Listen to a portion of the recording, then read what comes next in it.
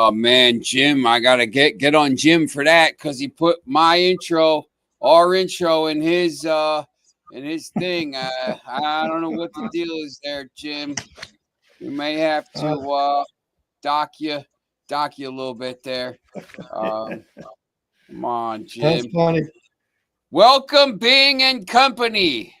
There you go, right in the Yo, front. Vegas, baby, Vegas. He's Out there Vegas. celebrating their son Connor's bachelor party. They got there this afternoon. They're staying till Sunday. They're looking for some action for Saturday's Gulfstream Park and the Arkansas Derby. So I said, this is the place to watch, Bing. So you and your son and all his buddies, man, make sure you tune in tonight and Saturday at 12:30. You guys should be up hopefully by then, maybe eating breakfast or whatever. But you should definitely tune in and check it out because we're bringing in some good info. So enjoy your bachelor party and enjoy it. We'll talk. Yeah, and we got I know we got my guy Sully here following. Sully, what's up, buddy? He's a big he's a huge Manchester. He breaks Manchester United stories about the youth team. Big person there. Hey Sully, listen, I'll message you tomorrow. Big yourself up. I'll message you tomorrow because we're always looking for stuff to do, and we're going to have live shows all the time when this football channel launches next week. So I will message you tomorrow. Today we're going to talk horse racing here. This is the baby. One Horse Wonder show here. I'm down. I will message you tomorrow. Because I know you do a lot of good work with Manchester United and breaking some stuff. So here we are. We're going to be doing One Horse Wonder. And I guess we have some new people watching here, Fred. So if you want to kind of explain what we do. Sure. Absolutely. So we've been looking at Gulfstream Park, the Lake Pick Fives, as well as the Derby prep races, which have been coming fast and furious, especially this week. Last week, there were 2 Derby prep races. This week, we have the Arkansas Derby out in Oaklawn Park. We pick one horse in each race, and we kind of break down why we like that horse and only that horse in each race.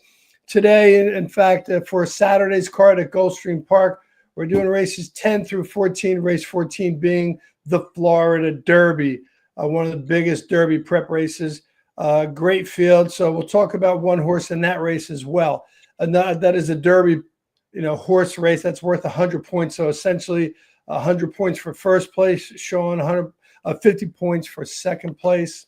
So, it's pretty much a win and you're in at this point for any of those horses. So, these horses and the trainers and the owners are looking for a big score. If they can get a win in any of these next Derby prep races, there are several coming up still. Again, this weekend, on Saturday, there's only one, or there's 2. The Florida Derby prep worth 100 points, or Florida Derby worth 100 points, and the Arkansas Derby worth 100 points. So we're going to go over one horse and pick out why we really like that horse. And then on Saturday at 12:30 on our podcast, we'll break it down even further because on Saturday, the scratches come out.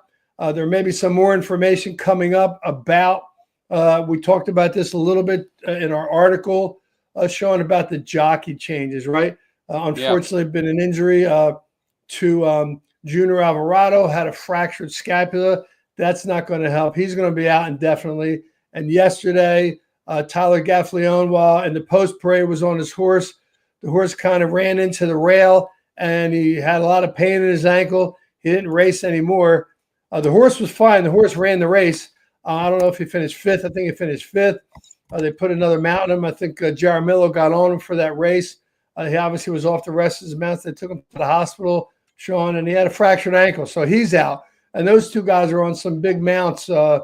Gaffalione has several mounts on races 10 through 14, particularly in the Derby, the Florida Derby. Junior Alvarado has a big mount that he had to be taken off of in the Arkansas Derby, and that was these 10-horse Sovereignty, who's the likely favorite.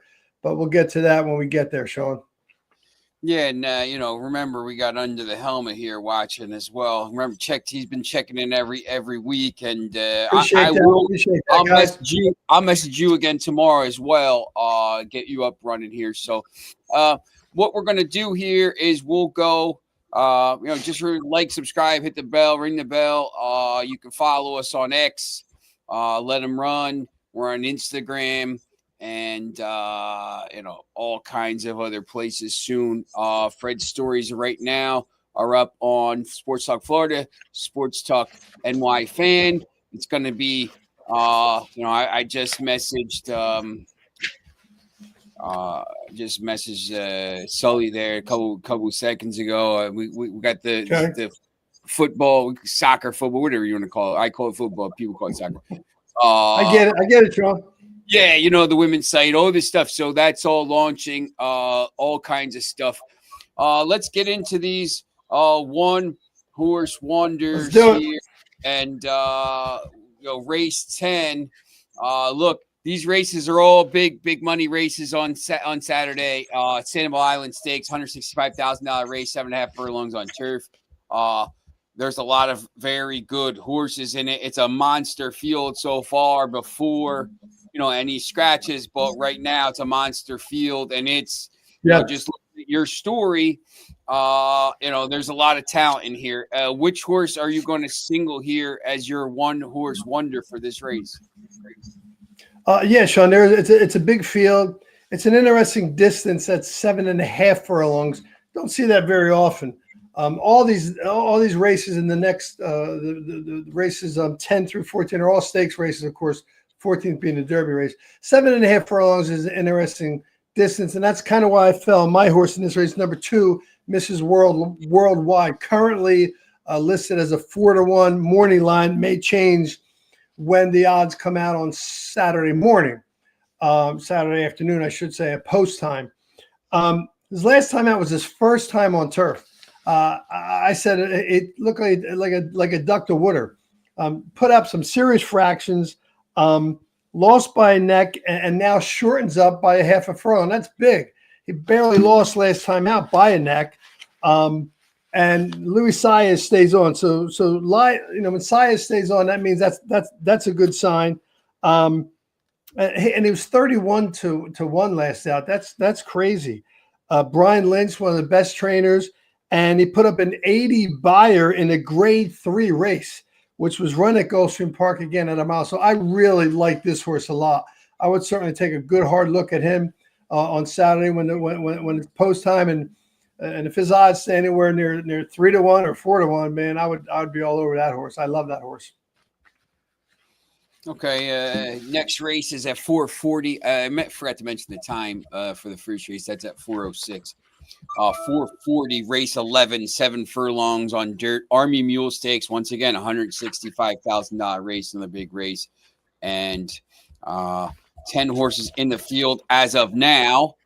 But this is on dirt, and I noticed we have a lookout here. Didn't take long, Sean. Didn't take long. So I guess we know where we're going with this one horse. I know where you're going. Where are you going with it? Hey, our lookout bets have been doing really well. And when I say lookout again, if anybody knows Brian Mulligan, man, and he can reach out, somebody can get us to get home. We would love to have him on our podcast. Guy was one of the greatest writers for DRF. He retired. One of his signature lines was when he did a closer look analysis on DRF. If he put at the end of his notes about a horse race, a horse in the horse race, if he put look out, that meant look out, this horse is going to do well. And our lookout bets have been doing really well. Most times they're not going to be like a big price, but in this race, it's another interesting situation because this was a race where Junior Alvarado was listed to ride. He's ridden that horse the whole time, and of course he's injured and he's off this mount. So I don't know. I haven't seen yet who's going to replace him. I said I don't care who replaces him. This horse is a super horse. He again is running very well. Last time out, he did get beat by a horse in this race in Vegas, but I watched the race. He kind of didn't run his race. I don't think he was really ready to run that race. It was his first race off a little bit of a layoff. I think his second time off a layoff, he's going to run. I think he's going to run really big. He broke his maiden special weight at Churchill Downs, high quality maiden special weight. He won by 10 lengths at this distance. So, you know, he knows this distance very well, 7 furlongs, which we always talked about that, Sean, as an elongated sprint. They label it as a sprint when they talk about it, when they talk about this race at 7 furlongs. But I'm anxious to see who gets on, but it's not going to take me off the horse, Sean. He's working out very well. He's trained by one of the best, Bill Mott. So whoever's riding him, I think they're going to win regardless. So that's my point on that horse. Now, I know once again, you know, we have a bunch of people watching, and I know we have some new people watching. A lot of people watching on the X app right now. Looks like we have over 85, 90 people watching on the X app. Great, thank you. You're awesome. Make sure you check in on Saturday at 12:30 because you know, this is the one horse wonder. We pick one, but there is a horse in this race that's going to go off at big odds right now, 30-1, that has a 7 for 14 career record and is 2 for 2 on dirt, and is the jockey is only on one horse on the day. I love that. When you fly in specifically for one race and you're on one horse, you know, the jockey obviously means something. So make sure you tune back in on Saturday at 12:30 because we're going to talk about that horse as well. You know, absolutely, Sean. Good point. Excellent point. Race 12, another $165,000 race, 1 mile on turf, the Appleton Stakes. You know, I see your notes here, and there's another horse that's 30-1 that you like a little bit, but I'm not sure if he's your one horse wonder here, but I see there's some other value, including some horses from overseas. But a couple horses from overseas in this race. Which horse did you kind of hone in on here? Yeah, I honed in on who's probably the likely favorite, the number 12 in our time. He's pretty much the lone speed in the race. I mean, he's what Brisnet. If you follow Brisnet, you know. They give you pace factors for each horse, E, early, P, pace setter, EP, can go back and forth, or S for a stalker. This horse is the lone E, and he's got the highest number, E8. He's got a 113 early pace form from Timeform USA for his early pace. Again, he was ridden by Gaffalione, not going to be ridden by him. My guess is going to be Eddie Gonzalez. I don't know if he has a mount in this race. Eddie Gonzalez has ridden him several times before, Sean. I don't see him. I don't think he's on a mount. I don't think he has a mount in this race. So, he does. He does. He has a horse. So I don't know who they're going to put on him. Saffie Joseph Jr. Obviously, you know, he's got a lot of connections with different owners and different agents. He's going to find somebody to ride this horse.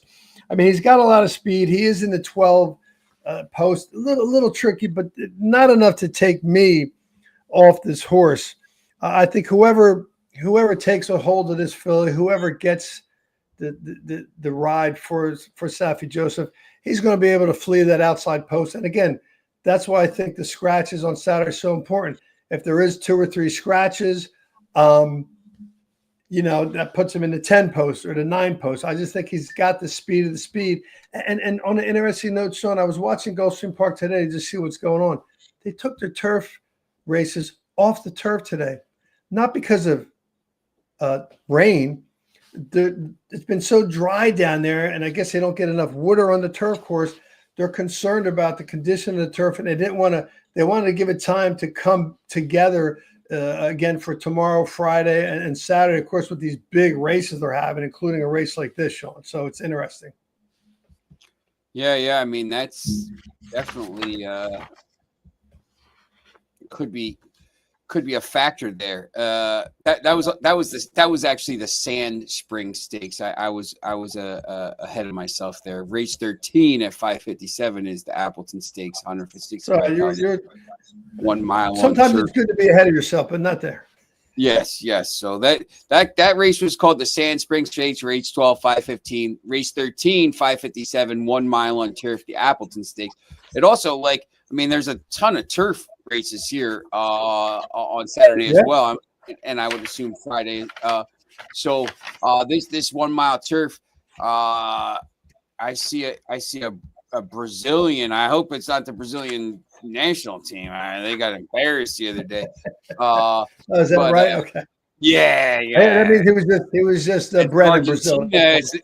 Hey, we're playing Argentina. We're up for it. They're talking trash and they got smoked. Oh wow. There's some good. Once again, real. Obviously, look, there's going to be real quality in every race. The horses that you're picking from here, all kind of lower odds. Which one did you settle on? Well, it's interesting that you mentioned. You're correct. They're all the lower odds, but I went with the horse of the 3 favorites. That's the higher odds. The number 6 at Bromard. He's 4-1. Again, it's the potent team of Safi Joseph and Zayez. This horse is 3 for 3 at Gulfstream Park, so he obviously loves Gulfstream Park. He's 2 for 3 at the distance. He started his career. He won 3 in a row, so they obviously had a quality racehorse. I think they put him in some deeper waters. They put him in some bigger races. He raced in a lot of stakes races. He's racing the Grade 2 American Turf at Churchill Downs. That's a big race. A lot of other quality races. His last race was the Nashville Derby, a Grade 3 race at a real tricky course, Kentucky Downs. And so now they're putting him in some, I call it friendlier waters for him. And I just think at 4-1, he's probably going to get overlooked because Major Dude, the 9-horse, and the 11-horse Ice Chocolate, your Brazilian friend who you just mentioned, probably going to get a lot of action because of the connections and whatnot. But I mean, hey, Edgar Zayas and Safi Joseph are pretty good connections. So to see them and their morning line showing go 4-1 is kind of interesting to me. Absolutely. Which brings us to the Monster race 14. As you don't often see it as the last race of the day at any track, but here we are, race 14, 642, 1 1/8 miles dirt. The Florida Derby, Curlin Florida Derby, $1 million race. Obviously major jockey changes. You've talked about that. 100 points up for grabs towards the Kentucky Derby winner. You're winning, you're in. Even second place here with some of the horses that are here. I some of them already have some points.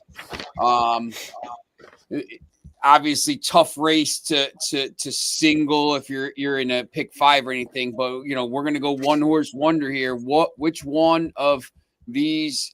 I see, someone's workout was fire. There's an actual flame in the story, part of that thing. Which one are you going with?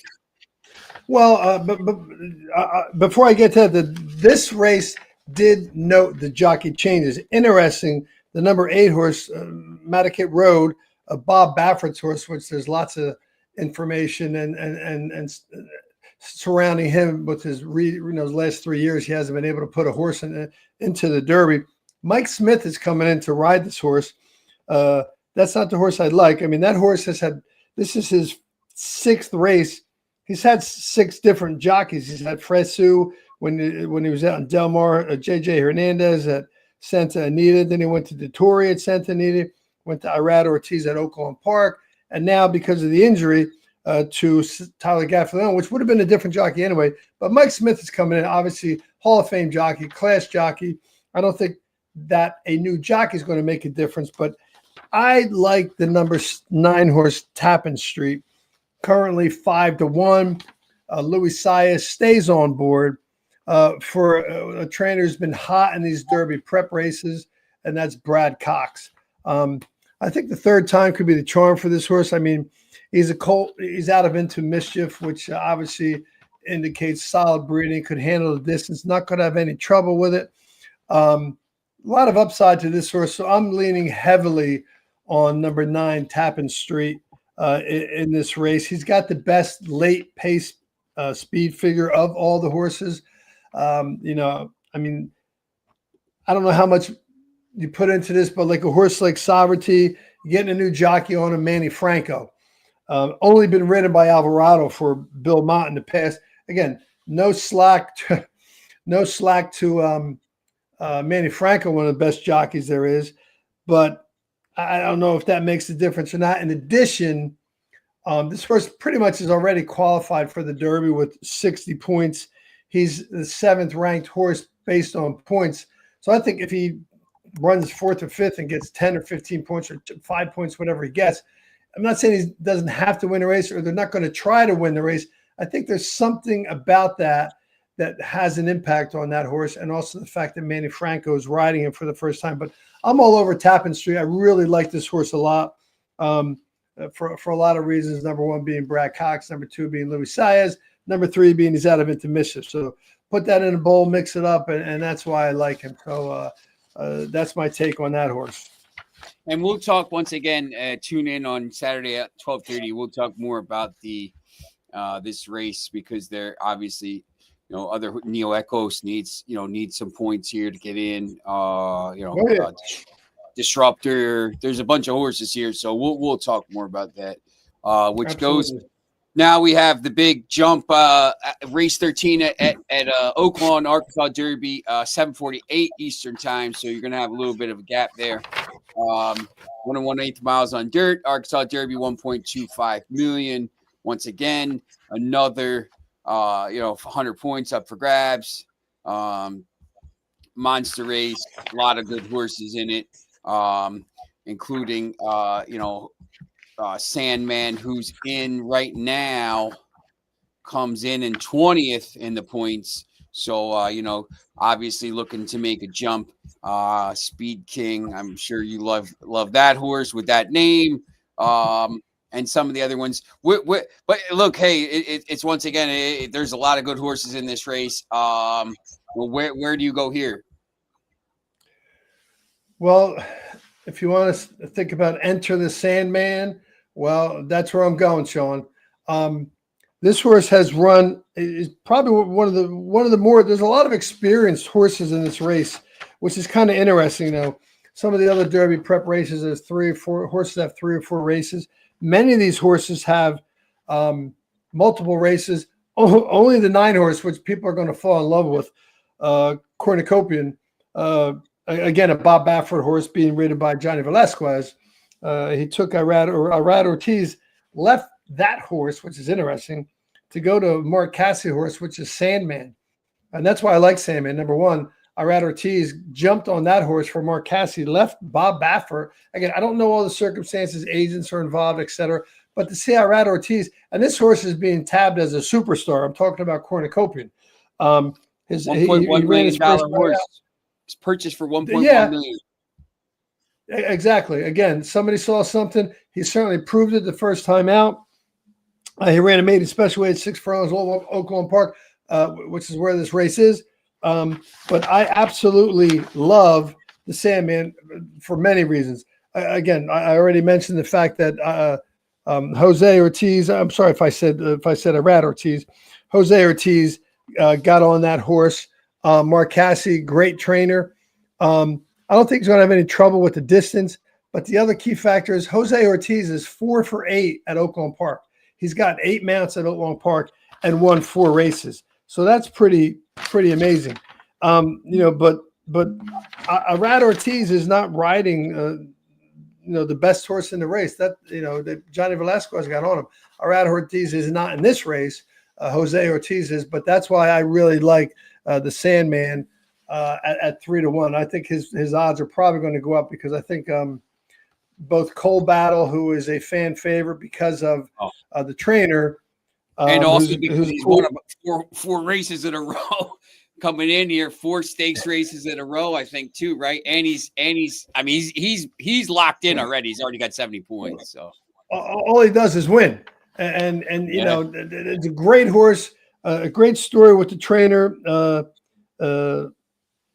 Lonnie Briley. They did a couple of pieces on him on some of the horse racing stations. Really cool to see him come into this, and certainly a guy you want to root for, and certainly he's already in.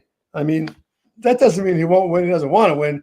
Now, again, sometimes trainers and horsemen will talk about They don't want this horse to, sort of, run so hard, so close to the race. But that's all this horse does is run hard.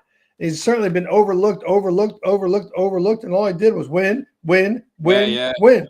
So hard to overlook him, but I just like the elements that make Sandman a really good choice here. And that's how I landed on him, Sean. Yeah, we'll talk more about this once again on Saturday. You're just reading Matt Shipman's article on Horse Racing Nation. Those are basically his kind of picks. Live long shot with Speed King. We'll talk more about it once again. Sandman and Cole Battle. Who gonna be a great race. I mean, those two Derby Prep races are great. They're both going to be exciting to watch. A lot of great horses. A lot of intrigue with Bob Baffert looking to get back into the Derby. Even banned for three years. So it's going to be a great Saturday, Sean. Yeah, definitely. And once again, that's a late race. Obviously, it's in the Central Time Zone, so it's like 7:48. So basically, about as late as you could get there. It'll be still late, but it's going to be a good weekend of races, and just kind of coming at you on Thursday here, just picking one horse from each race to focus in on, and on Saturday 12:30. Remember, we'll do more with these horses as well. We were hot last week with the Derby Preps. We look to be hot this week again with the Derby Preps and our other picks. And as a final last shout out to Bing Bigelow. Hope you guys are having a great time in Vegas. Stay tuned on Saturday 12:30, Sean. And thanks again to everybody following, and also to the guys from Under the Helmet podcast and Sully. Thank you. Yeah, Sully, Under the Helmet. Listen, and Bing, obviously, Bing, save some money. Don't lose all your money out there, because sometimes you do that. So, all right, we will see you on Saturday. Yes, sir. See you.